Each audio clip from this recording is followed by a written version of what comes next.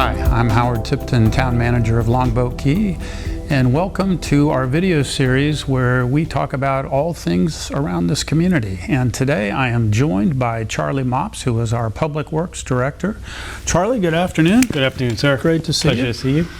And so we're going to talk a little bit first about some of the storm damage and our recovery efforts, and then kind of switch gears and talk about resiliency so that we're better prepared for any future events. So, Charlie, you know, we got walloped pretty hard by Helene and Milton, and still in the throes of recovery, but kind of making a lot of progress. So give us a quick update on kind of where we stand. Sure. We'll start with the beaches. So currently we have a FEMA claim and a Cat G FEMA claim that is going through the process, you know, fairly good. And at this time, because of the amount that we're asking for, they're actually going to go through a second order of review.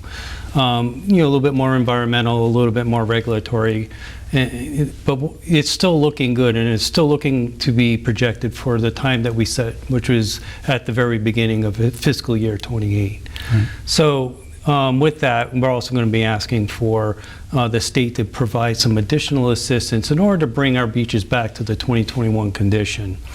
And again, everything is still on track with that. In addition to that, as a matter of fact, I signed the permit applications today for the Gulfside Road structures. So that will end up making that part of the beach even more resilient, kind of like the north end. So it's a good thing to note.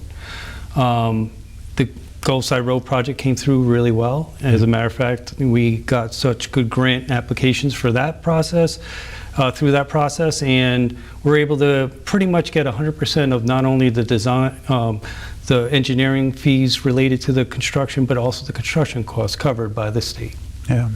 So we'll talk some more at a later date about kind of the beaches and the beach funding. It's a little more involved, but we actually are positioning ourselves for a very good future. Right. And so we'll talk some more about that in a later video, and that's all thanks to Charlie's leadership. Oh, thank you, sir.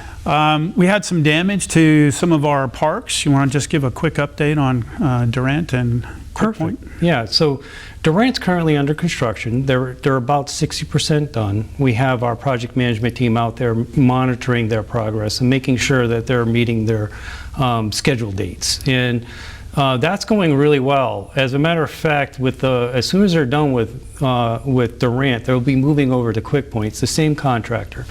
But we just got approval through Sarasota Bay Estuary Program. They're to come in and pre-treat all the exotics at Quick Point. Huh. And ahead of the construction activity. So that way, when that's completely done, it's not only going to be trimmed, it's going to be exotic, you know, the exotics will be treated, and the boardwalks will be back in place. So it'll be a premier spot again for the town to go use. Excellent. So both of those parks heavily damaged in the storms, and moving forward with those repairs. So that part's exciting. So we've talked a little bit about some of the recovery efforts and the things that we're doing. What about looking to the future and resiliency? How are we kind of positioning the town long term to be more storm ready? Yeah, that's a great question, Tip. For a long time, the town has looked at resiliency as a forefront, and our commission has always put it on as one of the top things that they want to see done. And so the town has already done a resiliency program.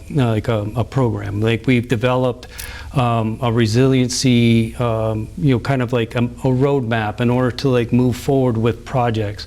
We updated that plan just this past year, but we're trying to get as many of those projects shovel ready as possible. That was one of the directions that you gave us when you first came on, is let's make sure that we're positioning these projects to be shovel ready in order for those grant opportunities when they come, that we can actually move through the construction process. To date, we've received grants for design and construction for both phase 1 of the village, for Buttonwood, and for Norton Street, which is in Sleepy Lagoon. Both Buttonwood and all of Sleepy Lagoon are currently under design. We have design contracts for those, so they're moving forward through the design process. Currently on the street is the RFP for the first phase of the village. And then, probably within the next couple of weeks, we're going to put out an RLI for phase 2 of the village, because those two phases in the village kind of interconnect. And if you can't take care of one, you can't take care of the other. So the town's really been very aggressive in the way we're leveraging our funds, we're leveraging our grant opportunities in order to try to make those very low neighborhoods more resilient to future future troubles, because, it's not if, it's when. That's right.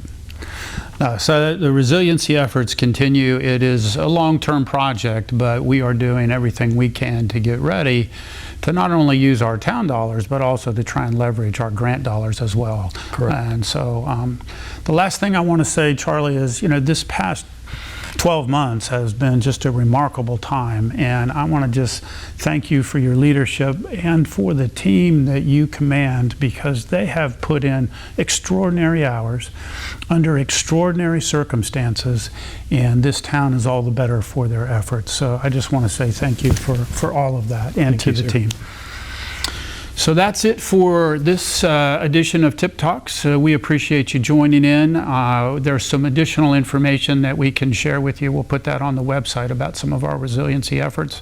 But until next time, be well.